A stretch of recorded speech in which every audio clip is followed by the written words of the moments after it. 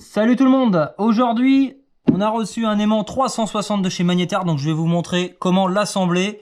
Quelques petits conseils pour boucher l'espèce de trou qui est en dessous au niveau de la vis pour pas que vous preniez des coups de limaille. Comment pour faire le nœud, comment faire pour protéger la corde.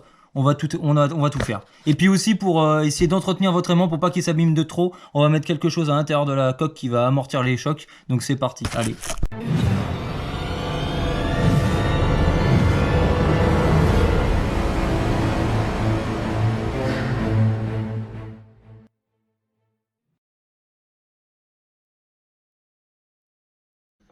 Ouais, je vais attaquer l'aimant. Hop, on s'occupe de l'aimant pour mettre la petite coque.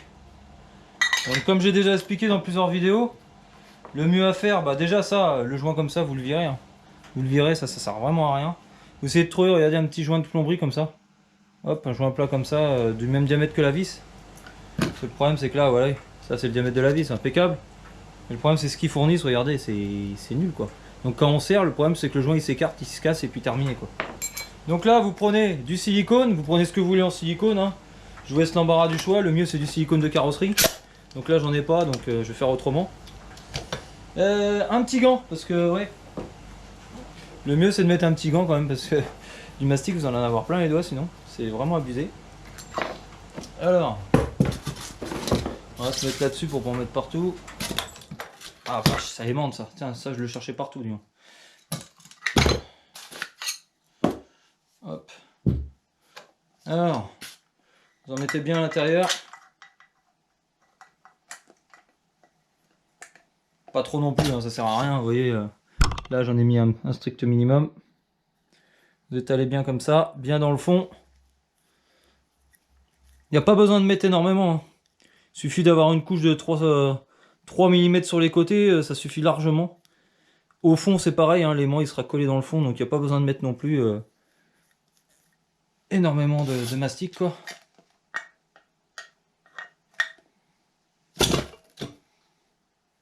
Hop là. Voilà, donc là je pense qu'on est pas trop mal. On est même impeccable. Ouais. Oh là là. Ça m'énerve ça. Attendez, parce que c'est un peu la misère avec ça. Donc on prend l'aimant du bon sens surtout. Ça, vers l'extérieur là. Hop. On l'insère dedans. On appuie bien. On appuie bien, donc ça va ressortir dans le derrière, c'est normal, hein, regardez. Hop. Tout le surplus va ressortir par là. Avec le surplus, j'en mets sur le bord là, moi. Sur le bord de l'aimant. L'aimant il va être tout dégueulasse, hein, mais après je vous montrerai, faut le nettoyer de toute façon. Hop. Voilà. Là vous avez quelque chose de pas trop mal. Voilà.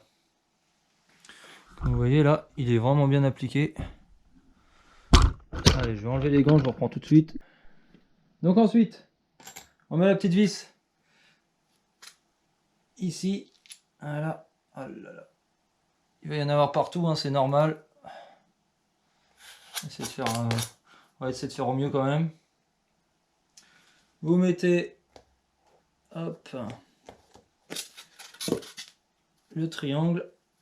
Alors vous le mettez bien, alors je vous montre. Vous le mettez bien là, de façon, pas trop pour l'instant, de façon à ce que vous mettez l'écrou avec. Oh là là, l'écrou il est où? L'écrou frein avec. Voilà, comme ça, vous glissez l'écrou en tournant en même temps. Parce que vous allez comprendre que c'est compliqué sinon à faire.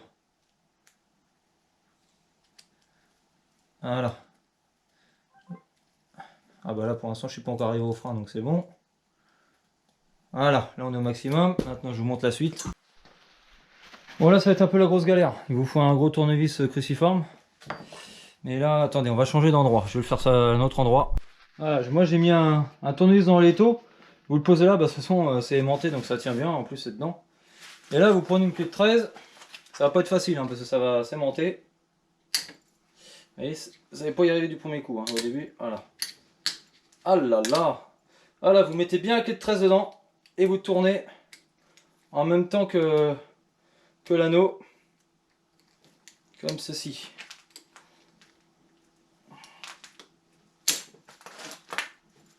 Et là le problème c'est que l'anneau il est trop vissé. Là. Faut vraiment que l'anneau aille en même temps que l'écrou. Sinon après vous pourrez plus visser l'écrou à fond, ça va être la grosse misère.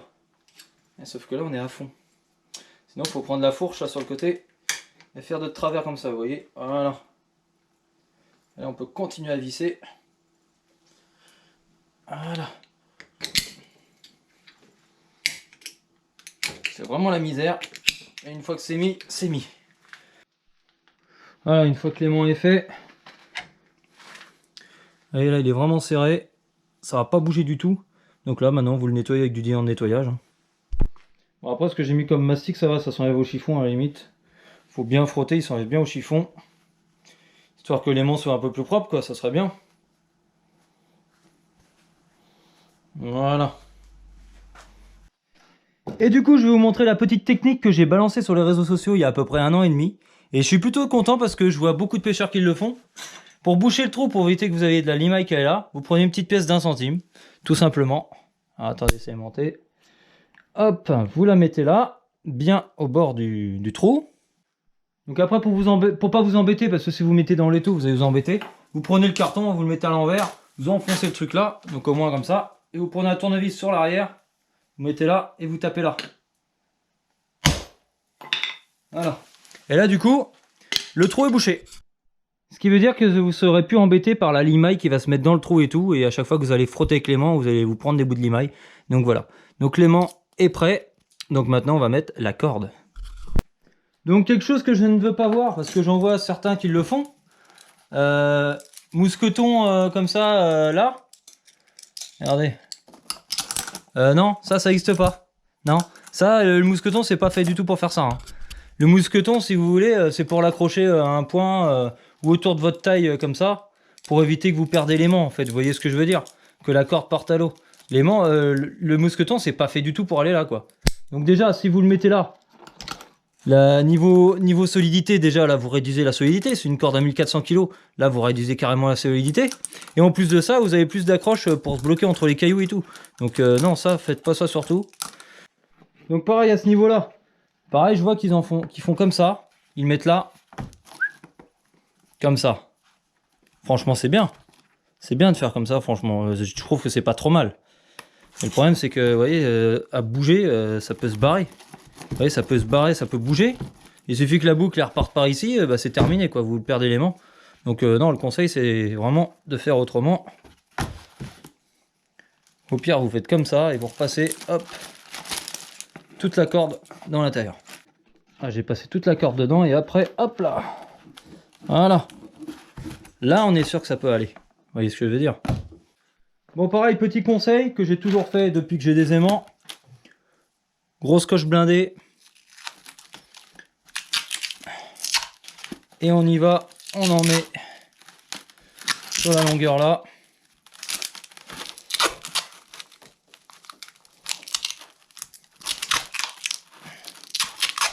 Donc l'explication, bah, c'est à force de frotter sur les cailloux et tout, bah, la corde elle va moins s'abîmer. Vous allez pouvoir préserver votre corde plus longtemps. Et attendez, je vais essayer de vous montrer. Je vais vous montrer un aimant qui a 2 ans.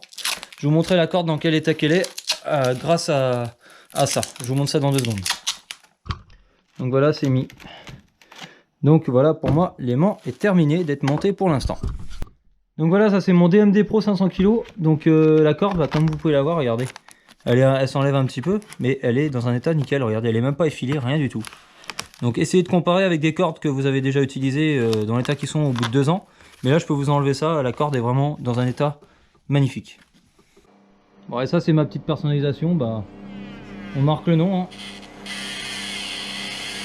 Et le problème, c'est que ça ralentit le moteur quand je mets ça près de l'aimant. C'est écrit Normandie Détection, mais c'est un peu foiré, quoi. Donc voilà. Donc voilà, il est prêt. Donc voilà, l'aimant, il est prêt dans la caisse avec mon petit chariot. Hop, le truc pour fumer le torse. Et puis demain, on part faire une pêche à l'aimant. Allez, ciao tout le monde.